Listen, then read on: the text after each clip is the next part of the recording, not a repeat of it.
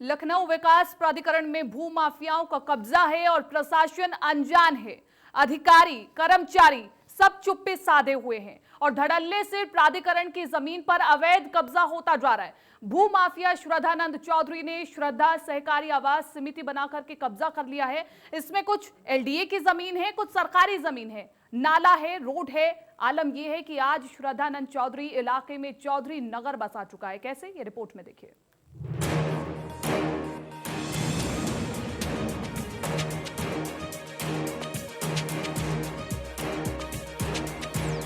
लखनऊ विकास प्राधिकरण कहने को तो ये लखनऊ के विकास के लिए बना था, लेकिन एलडीए में विकास दूर दूर तक नजर नहीं आता। आज एलडीए लूट विकास प्राधिकरण बन गया है। अफसरों, बाबुओं ने भूमाफियाओं के साथ मिलकर करोड़ों के वारे न्यारे कर डाले। सैकड़ों एकड़ जमीन पर भ्रष्टाचार की इमारतें बुलंद हो गईं। अफसर मकानों से कोठियों में पहुंच गए, बाबू लग्जरी गाड़ियों में आ गए। विकास के नाम पर यहाँ ऐसा खेल हुआ कि हर कोई मालामाल हो गया। जिस अफसर की तैनाती यहाँ हुई वो करोड़पति बन गया। लूट विकास प्राधिकरण की लापरवाही और अफसरों के खेल से आज भूमाफिया सैकड़ों एकड़ जमीन पर कब्जा कर चुके हैं। गोमती नगर विस्तार सेक्टर 1 में भूमाफिया सक्रिय हैं। मामला हाईकोर्ट में है, लेकिन माफिया सक्रिय हैं। इलाके में श्रद्धा सहकारी समिति ने 3 लॉन बना दिए। सरकारी जमीन को प्लॉटिंग करके बेचा जा रहा है। इलाके में भूमाफिया का आतंक ऐसा कि कोई अफसर सीधे एक्शन से डरता है। श्रद्धा सहकारी समिति सरकारी जमीन ही नहीं बल्कि नाले पर भी कब्जा कर लिया है। अब जरा उस भूमाफिया को भी जान लीजिए जो श्रद्धा सहकारी समिति चला रहा है। तो मिलिए इन जनाब से। नाम है श्रद्धानंद चौधरी। महाशय स्टेट गेस्ट हाउस में व्यवस्था अधिकारी के पद पर थे, लेकिन साहब ने ऐसी व्यवस्था की आज सैकड़ों एकड़ सरकारी जमीन पर कब्जा किए बैठे हैं। चंद हजार रुपए महीना कमाने वाले बाबू आज भूमाफिया बन चुके हैं। आलम यह है कि आज श्रद्धानंद चौधरी इलाके में चौधरी नगर बसा चुके हैं। श्रद्धानंद चौधरी एक सहकारी आवास समिति चलाते हैं, श्रद्धा सहकारी आवास समिति, जो कि स्टेट गेस्ट हाउस में व्यवस्था अधिकारी के पद पे था। और इन्होंने इसमें पूरे मकान बनवा दिए। इसमें इन्होंने जो है 7-8 बीघा और ज़मीन कब्जा के लिए, जो मुख्य मार्ग और वो भी बंद करा। बहुत बड़ा 2 बीघे का इसमें नाला भी था, वो भी तब बंद करवा दिया। उसके पीछे और भी ज़मीनें, उसके खसरा मुरुम के अगल बगल वाली ज़मीनें भी कब्जा कर लिए हैं। और इन्होंने यहाँ पर एक अपना नाम वो करने के लिए चौधरी नगर 1, चौधरी लाइन 2, चौधरी चौराहा, गोमती नगर विस्तार को ये चौधरी चौराहा और चौधरी नगर और चौधरी लाइन के नाम से ये सब अपना बरसों अपना नाम कर रहे हैं। भूमाफिया श्रद्धानंद चौधरी द्वारा श्रद्धा सहकारी आवास समिति बनाकर कब्जा कर लिया गया। इसमें कुछ एलडीए की जमीन है, कुछ सरकारी जमीन है, नाला है, रोड है। बाबू से भूमाफिया बना श्रद्धानंद चौधरी यहाँ 3 मैरिज लॉन चलाता है। चौधरी का रसूख ऐसा है कि लॉकडाउन में ही एक लॉन बना दिया। एलडीए के जेई सरोज के साथ मिलकर श्रद्धानंद ने अपना पूरा साम्राज्य खड़ा कर लिया। कई बार शिकायत हुई, साहब आए, जांच हुई, लेकिन चौधरी के साम्राज्य की एक ईंट तक नहीं हिली। क्या श्रद्धानंद चौधरी द्वारा श्रद्धा आवासीय समिति बना करके इस पूरे एरिया को कब्जा कर लिया गया है। यहाँ पर कुछ लखनऊ विकास प्राधिकरण की ज़मीनें हैं जिस पर उसने अवैध कब्जा किया है, और कुछ सरकारी ज़मीनें हैं जैसे नाला है, रोड है, सब पर मैरिज लॉन बना करके यहाँ शादी समारोह होता है। और महत्वपूर्ण बात यह है कि लॉकडाउन के समय में जो लॉन 2 इनका बना हुआ है, लॉकडाउन के समय में इन्होंने बनाया है। और उसमें एलडीए के जेई हैं सरोज, उनसे उनके मिलीभगत के साथ ही बनाया गया है। हाईकोर्ट से निर्माण पर स्टे लग चुका है, बावजूद इसके श्रद्धानंद इलाके में निर्माण करवा रही हैं। वहीं एलडीए जांच के नाम पर खानापूर्ति करने में लगा हुआ है। श्रद्धानंद सहकारी आवास समिति ने एक मुकदमा 2017 में कायम कराया था और माननीय उच्च न्यायालय द्वारा स्टेटस को का ऑर्डर दिया गया है।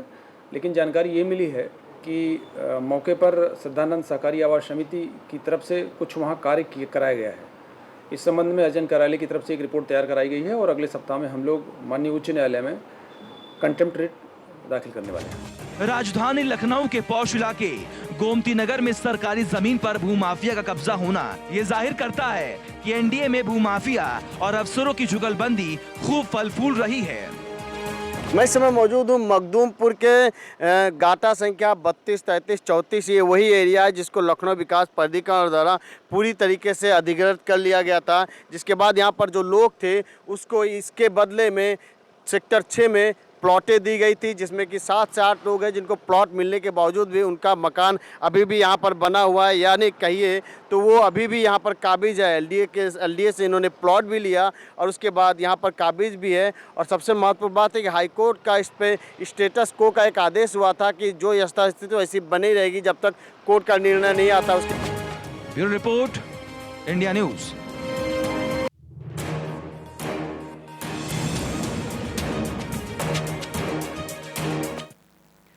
तो देखा आपने इस पूरी रिपोर्ट में किस तरह से भूमाफिया अपना जाल बिछाते जा रहे हैं और उस पर नजर किसी की नहीं पड़ रही है। सवाल यही खड़ा होता है कि आखिरकार अफसर इन भूमाफियाओं के आगे बौने क्यों दिखते हैं, क्यों आखिरकार इन पर कार्रवाई नहीं होती। बड़ा सवाल ये कि लॉकडाउन में किस तरह से इन्होंने अपना पूरा साम्राज्य स्थापित कर लिया है, लेकिन इस पर क्या किसी की नजर नहीं पड़ती है, क्या प्रशासन की इस पर नजर नहीं पड़ती है, ये बड़ा सवाल इस पर खड़ा होता है। हमारे साथ जुड़ चुके हैं के सिंह जी, महासचिव है गोमती नगर विस्तार समिति के सिंह जी, सबसे पहले आपका स्वागत करूंगी मैं।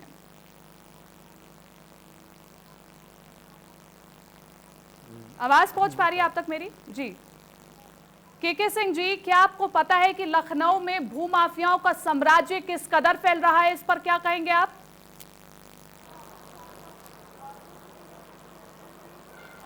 भूमाफियाओं के चंगुल में जो हमारा अफसरशाही है, लाल फीताशाही भूमाफियाओं के चंगुल में है। भूमाफियाओं के इशारों पर ही हमारे अधिकारी काम करते हैं। जब लखनऊ विकास प्राधिकरण के पास मैं शिकायत लेके गया तो उस समय बीसी साहब ने कहा कि मैं इस पर कार्रवाई करूंगा। बीसी साहब ने विहित अधिकारी पंकज कुमार जी से बात की और जितनी बातें हमारी हुई सब भूमाफिया के पास 2 घंटे बाद पहुंच जाती है। भूमाफिया जाके लोगों से कहता है के सिंह जैसे रोड छाप बहुत घूमते रहते हैं, यहाँ तक कि विहित अधिकारी ने कहा कि ये रोड छाप लोग क्या भूमाफियाओं का बिगाड़ पाएंगे। जो कि पूरा ये जज बने हुए हैं, जो जज हैं इसका कि जो भूमाफिया कब्जा करता है उस पर निर्णय सुनाते हैं कि ये उसका तोड़ा जाए, कब्जा मुक्त किया जाए ना किया जाए, वह भूमाफिया से कहते हैं ऐसे रोड छापों से मैं निपट लूंगा, तुम चिंता मत करो। के सिंह जी, आपने कितनी बार शिकायत की है? कहिएगा तो उसका कम से कम 40 से 50 बार, 40-45 बार तो हो ही गया होगा। ये बहुत बड़ी बात है, 40 से 50 बार अगर शिकायत की गई है और उसके बाद भी कोई कार्रवाई नहीं हो रही है, तो आपका इशारा सीधा कहाँ है, कहाँ पर लापरवाही बरती जा रही है? लखनऊ विकास प्राधिकरण के उपाध्यक्ष और विहित अधिकारी पंकज कुमार जी इसमें पूरी तरह शामिल हैं और उनका जेई है सरोज। ये 3 लोगों के चंगुल में भूमाफिया सब उन्हीं के सारे काम कर रहे हैं 3 लोग। जब आप शिकायत करने के लिए जाते हैं तो क्या कहा जाता है उनकी ओर से? प्रस्ताव एक भेजा था। जी जी कहिए, अपनी बात रखिए पूरी। हमसे कहा जाता है मैं इस पर कार्रवाई करूंगा, कहा जाता है मैं इस पर कार्रवाई करूंगा। मैं परिवर्तन विभाग में गया, परिवर्तन ने एक प्रस्ताव पास करके विहित अधिकारी पंकज कुमार जी के पास भेज देता है कि इसको सील किया जाए। पंकज कुमार जी के पास में जाता हूं, वो मिलने से मना कर देते हैं, मैं आपसे नहीं मिलूंगा। ठीक है। और इस पर कार्रवाई करने के लिए पंकज कुमार तो नाम ही नहीं लेते हैं, जैसे लगता है पंकज कुमार एलडीए नहीं, वो चौधरी के लिए काम कर रहे हैं, भूमाफिया के लिए काम कर रहे हैं। यानी कि तथाकथित जिस भूमाफिया की आज हम बात कर रहे हैं, कुछ चंद हजार रुपए ये भूमाफिया कमाता था और कुछ ही सालों में इसने देखते देखते अपना पूरा साम्राज्य स्थापित कर लिया। 40 से 50 बार आप शिकायत दर्ज करा चुके हैं, लेकिन कोई कार्रवाई नहीं होती है। क्या इसमें आपको ऐसे लगता है कि आखिरकार क्या बदलाव किए जाने चाहिए कि त्वरित कार्रवाई हो, और कोई क्या मांग आपकी?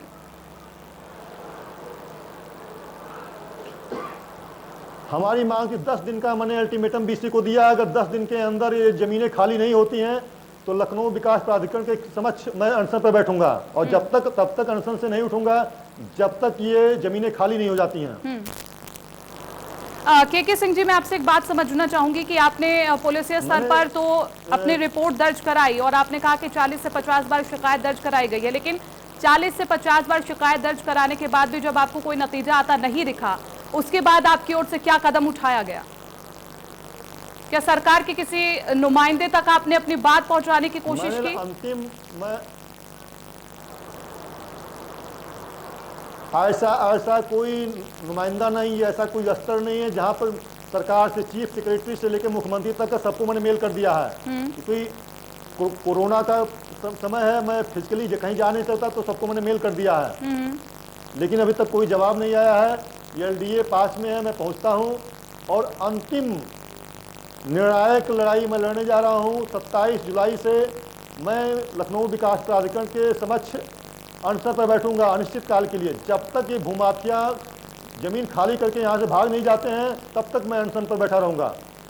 ठीक है, आप अकेले लड़ाई लड़ने की बात कह रहे हैं के सिंह जी, या फिर आपके साथ और भी कुछ लोग ऐसे हैं जो चाहते हैं कि भूमाफियाओं के खिलाफ सख्त से सख्त कार्रवाई हो?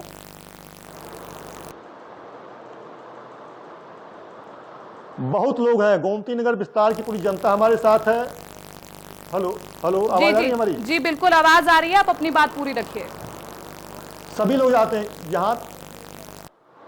यहाँ तक भूमाफिया पुलिस थाने पर भी दरोगा को भी खरीद लेते हैं, और जो लोग निर्दोष लोगों उनको धमकी देते हैं, जो हमारे साथ आने की कोशिश करते हैं उनको धमकाते भी हैं। तो ये एक बड़ा खेल चल रहा है कि आखिरकार किस तरह से भूमाफियाओं के आगे प्रशासन भी बोना होता हुआ दिखता है। शिकायत की जाती है तो उन्हें धमकाया जाता है। आखिरकार किस तरह से इसका निदान होगा? के सिंह जी, जब योगी सरकार के नेतृत्व में ये कहा जाता है कि हम भूमाफियाओं पर जल्द से जल्द शिकंजा कसेंगे, कैसे?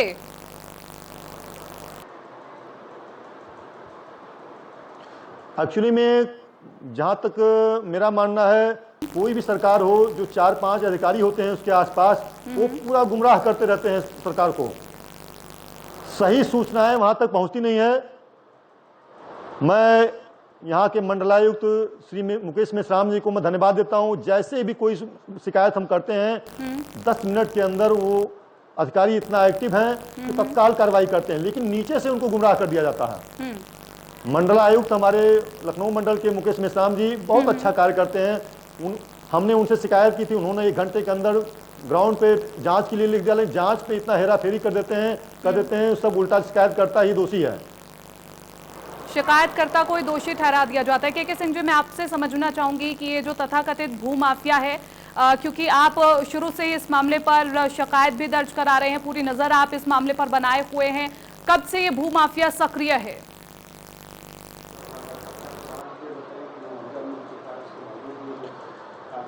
ये पहले व्यवस्था अधिकारी थे, इसमें एक ही नहीं है, ऐसा नहीं सदानंद चौधरी अकेले हैं।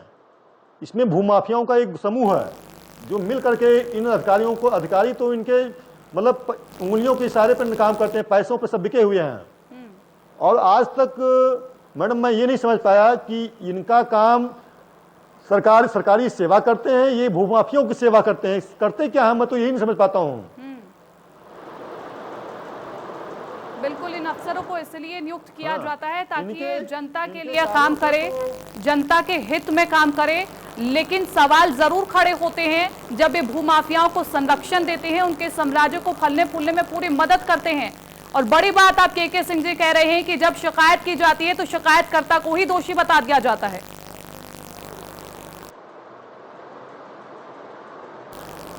जी ये हम तो आपके माध्यम से हम माननीय मुख्यमंत्री जी से मांग करते हैं कि ऐसे अधिकारियों की संपत्ति की जांच भी होनी चाहिए।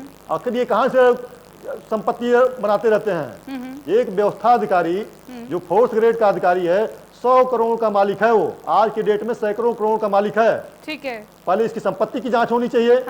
और लखनऊ विकास प्राधिकरण के जो अधिकारी हैं, इनकी भी संपत्ति की जांच होनी चाहिए। बिल्कुल, हमारी भी ये पूरी कोशिश है कि आपकी आवाज सरकार के उन नुमाइंदों तक पहुंचे ताकि जल्द से जल्द इस पर जांच हो। लेकिन मैं आपसे ये जानना चाहूंगी कि आपने किस किस स्तर पर शिकायत दर्ज कराई है और क्या इसमें एफआईआर दर्ज कराई गई है या फिर और किसी प्रकार की मांग आप कर रहे हैं कि इसमें जांच हो?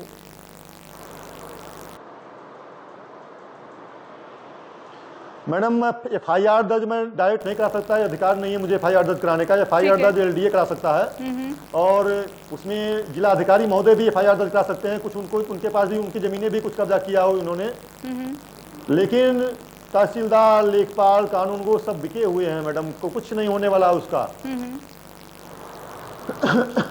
यहाँ तो एसडीएम तक को खरीद लेता है 2 मिनट में। नहीं, मैं आपसे ये समझना चाह रही हूँ कि आपने किस किस स्तर पर शिकायत दर्ज कराई है। आप एक बार दर्शकों को विस्तार से बताइए। माननीय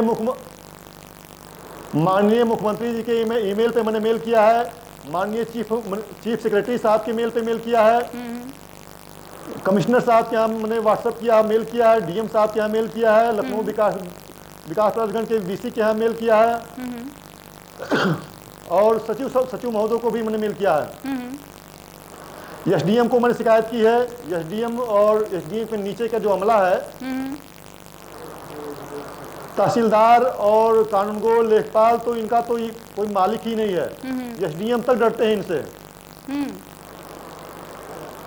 तो ये सदर तहसील के जो ग्राम सभा भरवारा है, गोमतीनगर विस्तार का जो एरिया लगता है। एक मिनट मैडम। जी जी जी जी बिल्कुल, क्योंकि जिस तरह से इस बहुत एरिया के कानूनगो, लेखपाल से तो एसडीएम भी डरते हैं इनसे, इनके खिलाफ कार्रवाई करते हुए। तो ये एक बड़ा सवाल उठता है कि आखिरकार क्यों पुलिसिया कार्यप्रणाली पर लगातार सवाल उठते हैं। जब शिकायत की जाती है तो उस पर आखिरकार क्यों कार्रवाई नहीं होती है और अभी आप आगे क्या कदम उठाएंगे, क्योंकि शिकायतें आप दर्ज करा चुके हैं लेकिन कोई रिस्पांस अभी तक मिला नहीं है। आगे आपका क्या कदम रहने वाला है? इस लड़ाई को आप आगे किस तरह से लेके जाएंगे?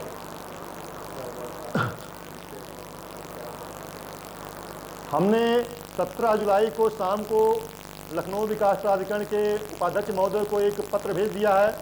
यदि 10 दिन के अंदर कार्रवाई नहीं होती है तो 27 जुलाई से लखनऊ विकास प्राधिकरण के समक्ष हम अनशन पर बैठेंगे और तब तक बैठे रहेंगे जब तक यह जमीन खाली नहीं हो जाती है। क्योंकि मैडम कोरोना काल है, इसलिए हम अकेले बैठेंगे और हमारे साथ 2-1 लोग आते और जाते रहेंगे।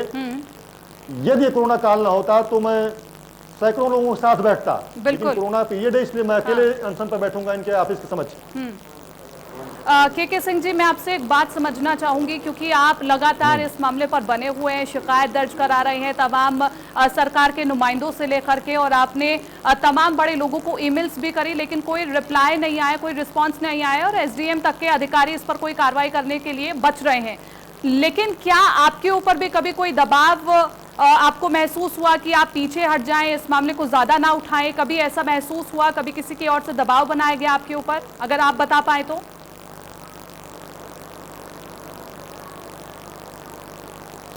दबाव मेरे ऊपर नहीं बनाया गया, लेकिन जो मेरे लोग थे उनको पर दबाव बनाया गया। जो हमारे किसने बनाया दबाव? हमारे समर्थक किसने बनाया दबाव बनाया गया? हमारे ऊपर दबाव इसलिए नहीं बनाया गया क्योंकि जानते हैं यहाँ पर एसडीएम के तहसीलदार, एसडीएम, कानूनगो, लेखपाल सब लोगों ने उल्टा उसको फंसा दिया है हमारे जो समर्थक, हमारे समर्थकों को। क्या क्या क्या दलील उन्होंने दी? क्या दलील देकर के हटाया गया है आपके जो और भी आपके साथ देने वाले हैं इस पूरे मामले में, जो इस मामले को लेकर के विरोध कर रहे हैं?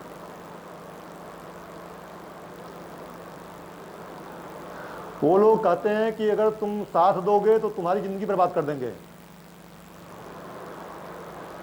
ये एक बहुत बड़ी समस्या है। अगर आप जैसे लोग अगर आगे आते हैं और भूमाफियाओं के खिलाफ आवाज उठाते हैं तो आपकी आवाज को भी दबाने और कुचलने का काम किया जाता है। ये बेहद निंदनीय है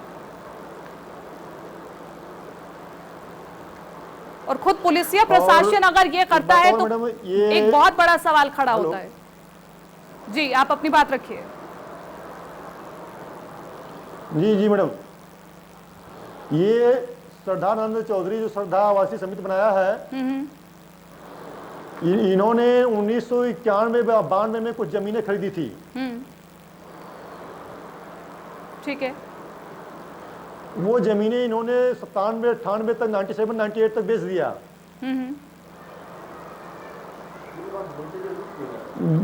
उसके बाद जो उन लोगों ने खरीदा उनको एलडीए ने समायोजित कहीं कर दिया। परंतु वो श्रद्धा आवासीय समिति ने लगातार उस पर कब्जा बनाए रखा एलडीए के अधिकारियों के साथ मिलीभगत के कारण। और इस पर जब जब भी कार्रवाई शुरू होती है उस समय ये जाके कुछ पैसा दे करके फिर अपने फेवर में अधिकारियों को लेता है। इसके खिलाफ वो एक बार सदानंद चौधरी जो है हाई कोर्ट गया, हाई कोर्ट से फर्जी पेपर लगा करके हमारे पास रीट भी इतनी मोटी, उससे फर्जी कागज लगा करके स्टेटस को ले लिया। और स्टेटस को कैसे ली जाए, क्योंकि जो एलडीए से पैरवी करते हैं उनको भी खरीद लिया ताकि आप पैरवी ठीक से ना करिए। सारे पेपर उन्होंने लगाया नहीं, इसलिए स्टेटस को मिल गया। स्टेटस को के बाद सबसे महत्वपूर्ण बात है कि उच्च न्यायालय के आदेश के बाद लगातार अधिकारियों के साथ मिलकर के यह मैरिज लॉन बनाया है यहाँ पर। और अभी लगातार घर बन रहे हैं, लगातार अधिकारियों को तो खरीद रहा है, उच्च न्यायालय के आदेशों की भी अवहेलना कर रहा है। अच्छा के सिंह जी, आप ये भी कह रहे हैं कि अकेले श्रद्धानंद चौधरी नहीं है, ये पूरा भूमाफियाओं का एक समूह है जो लगातार लखनऊ में सक्रिय हो रहा है, यही कहा आपने? एक गैंग है। यस गैंग है इनका। यस एक समूह है जो अधिकारी इन्हीं के इशारों पर नाचते हैं। क्या श्रद्धानंद चौधरी खुद कभी सामने आकर के आपसे मुखातिब हुए? क्या आपकी कोई बातचीत उनसे हुई कभी? नहीं, बातचीत करना चाहा, लेकिन जानते हमने मना कर दिया। बातचीत तो जैसे सबको खरीदते हैं वैसे के सिंह को भी खरीदना, यानी कि आपको भी खरीदने की कोशिश की गई? वो खरीदने में सक्षम नहीं रहे हमको। आपको भी खरीदने की कोशिश की गई है? बिल्कुल, हमें खरीदना चाहा लेकिन मुझे खरीद नहीं पाया। हमने कहा कि अभी जी अभी आपने ज्ञापन सौंपा है, क्योंकि आप बता रहे हैं कि अगर उस ज्ञापन पर तुरंत कार्रवाई ना हुई, अगर 10 दिन में कार्रवाई ना हुई तो आप धरना देंगे। आपने कब ये ज्ञापन सौंपा और क्या अभी तक कोई रिएक्शन उस पर आ पाया है?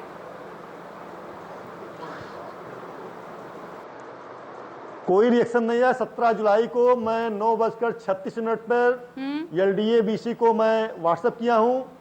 और अब कल सुबह मैं सभी मुख्यमंत्री के यहाँ, चीफ सेक्रेटरी के यहाँ, कमिश्नर के यहाँ, डीएम के यहाँ सबको मैं मेल करूंगा, क्योंकि मैं फिजिकली जाऊंगा नहीं, मैं मेल ही करूंगा सबको और व्हाट्सएप भी कर दूंगा। और आप लोगों के माध्यम से अगर मेरी आवाज वहां तक पहुंच जाए, यदि 10 दिन 27 जुलाई तक बिल्कुल, हमारी भी कोशिश यही है कि आपकी आवाज आगे तक जाए। और इसलिए के सिंह जी, आपसे सीधा संपर्क हमने करा, तभी हमने आपको यहाँ पर स्क्रीन पर बिठाया ताकि आपकी आवाज पहुंच सके, क्योंकि आप बता रहे कि 17 जुलाई को ज्ञापन आपने दिया, आज 19 जुलाई है। बहुत बहुत धन्यवाद आपको। 2 दिन बीत गए हैं लेकिन अभी तक कोई रिएक्शन नहीं आया। एक बात और आप और बताइए कि आपने कहा कि आपने मेल भी किए, मैसेज भी किए, आपने ये मेल कब किए और अब तक क्या उसको सीन भी किया गया? कोई रिप्लाई उस पर अभी तक नहीं आया? कितने दिन हो गए मैसेज किए हुए? क्योंकि आप बता रहे हैं कि आपने सीएमओ में भी मैसेज किया है और मेल किया है। मैडम, मैं 40 दिन पहले सीएम ऑफिस में सीएस चीफ सेक्रेटरी के यहाँ मैंने मेल किया है, डीएम के यहाँ मेल किया है हमने, बीसी के यहाँ मेल किया है, बीसी को से पर्सनल मिलकर भी शिकायत की है हमने, लेकिन कोई कार्रवाई होने वाली नहीं है इस पर। शिकायत करते करते जब मैं थक गया तो तब मैं जाकर के इनको ज्ञापन दिया हूँ अनशन के लिए। ठीक है, ये तो अभी खैर पूरे लखनऊ की बात हो गई, लेकिन आपसे सवाल ज़रूर मैं ये पूछना चाहूँगी कि जिस तरह से उत्तर प्रदेश सरकार कहती है कि हमने भूमाफियाओं पर शिकंजा कसा है, लगातार हमारी कार्रवाई हो रही है, वाकई आपको लगता है कि कार्रवाई हो रही है?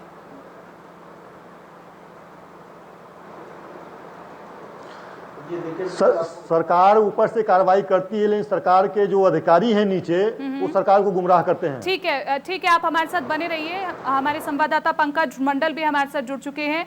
पंकज, क्योंकि लगातार ये बड़ा सवाल बनता है कि जो अफसर हैं वो भूमाफियाओं के आगे बोने पड़ जाते हैं, शिकायतकर्ताओं को धमकाया जाता है। आखिरकार क्या इस तरह से पुलिसिया कार्यप्रणाली चलेगी? प्राधिकरण न बनकर अब ये केवल लेन देन अथॉरिटी बन के रह चुका है। सबसे महत्वपूर्ण बात है कि सन 2000 में जमीन को अधिग्रहण किया जाता है और उसके बाद भी लखनऊ विकास प्राधिकरण उसमें काबिज नहीं होता है। इसका कारण है कि लखनऊ विकास प्राधिकरण के जो क्रीम लोकेशन पे जो जगह है, जो कई एकड़ में जगह है, उसको किसी सहकारी समिति द्वारा सहकारी समिति द्वारा उसको उस पर कब्जा कर लिया जाता है और उसके बाद उस पर लखनऊ विकास प्राधिकरण कोई कार्रवाई नहीं करता। तो कहीं ना कहीं लखनऊ विकास प्राधिकरण के अधिकारियों के ऊपर, अर्जन विभाग के ऊपर बहुत बड़ा सवालिया निशान होता है कि आखिरकार जिस लोगों की जमीन अधिग्रहण किया गया था उन लोगों को लखनऊ विकास प्राधिकरण ने समायोजित करके उनको कहीं और भी प्लॉट दे चुके हैं। उसके बावजूद भी वो लोग वहां पर काबिज है। श्रद्धा समिति के हाईकोर्ट में एक रेड दायर की, जिसके बाद हाईकोर्ट से एक स्टेटस को का एक ऑर्डर पास हुआ कि जिसमें जो मौके पे जो स्थिति बनी वैसी बनी रहेगी जब तक कोई फैसला नहीं हो जाता। तो यही कारण है कि लखनऊ विकास प्राधिकरण की तरफ से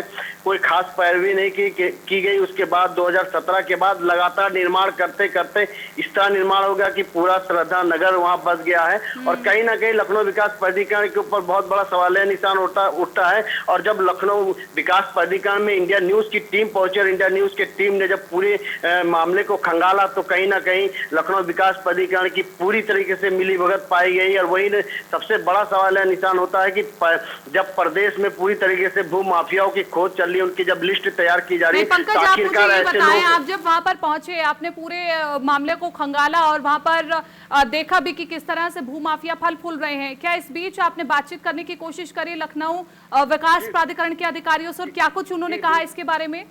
जी बिल्कुल, लखनऊ विकास प्राधिकरण के जब वीसी से मुलाकात की जाती है, इसके बारे में जानकारी दी जाती है, सचिव को जानकारी दी जाती है, तो वो कहीं ना कहीं वो सचेत होते। तो आखिरकार इतने क्रीम लोकेशन की जगह जो कई सौ करोड़ों की जमीन है, तो आखिरकार ये लोग मौन थे। तो कहीं ना कहीं अधिकारियों और ऊपर से नीचे तक मिली भगत है। जिसके बाद हमने ये पूछा कि आखिरकार जो भू माफियाओं की लिस्ट लखनऊ विकास प्राधिकरण की तरफ से जो जारी की जाती है, आखिरकार इनका नाम क्यों नहीं है, आखिर में क्या कारण है कि लखनऊ विकास प्राधिकरण की जमीन। तो कहीं ना कहीं ये देखने को मिलता है कि श्रद्धानंद चौधरी जो कि गेस्ट हाउस के व्यवस्थापक अधिकारी रहे हैं, तो कहीं ना कहीं उनका नेटवर्क स्ट्रांग होने की वजह से वो पुराने अपने नेटवर्क को लेकर कहीं ना कहीं दबाव बनाते हैं और कहीं ना कहीं निजी स्वार्थ के चलते सरकारी जमीनों पर किस तरह से कब्जा करके आम लोगों के हक को और सरकार के रेवेन्यू को कहीं ना कहीं बहुत बड़ा नुकसान पहुंचाते हैं। जी ठीक है पंकज, बहुत बहुत शुक्रिया, लेकिन आप इस पूरे मामले पर जरूर अपनी नजर बनाए रखें। कोई भी अपडेट इस पर आती है तो आप हम तक जरूर पहुंचाएं। और के सिंह जी, आपका भी बहुत बहुत शुक्रिया क्योंकि आप लगातार इस मामले को बहुत गंभीरता से उठा रहे हैं और आप आगे कह रहे हैं कि धरना प्रदर्शन भी देंगे अगर जल्द से जल्द इस पर कार्रवाई ना हो। और हम भी यही आशा करते हैं कि जल्द से जल्द भूमाफियाओं पर कार्रवाई हो ताकि जो पुलिसिया कार्यप्रणाली पर सवाल उठते हैं वो दाग जरूर हट जाए। पुलिस के खाकी से जो सवाल उठ रहे हैं वो सवाल जरूर हट जाए।